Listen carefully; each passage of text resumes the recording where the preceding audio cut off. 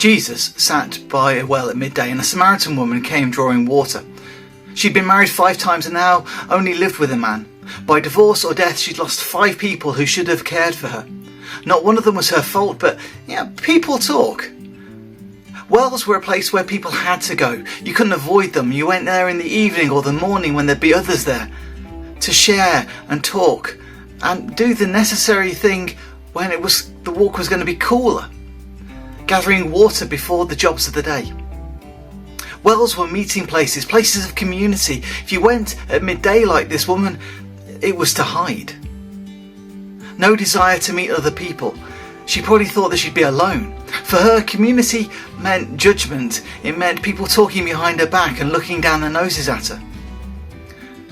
Jesus then asks her for a drink. Surprised, she says, "You're a Jew and I'm a Samaritan. We don't mix, let alone share refreshments. Yet you ask me for a drink?" Jesus says, "If you knew who was asking, you'd ask me for living water and then you'd never thirst again." Excited, she thinks that she's never going to have to go to this well again. But that wasn't what Jesus meant.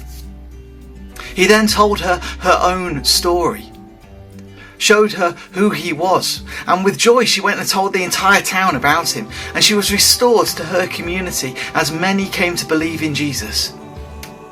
He knows you. He knows your story. He knows your need. The living water Jesus gives restores. So the question is, are you thirsty?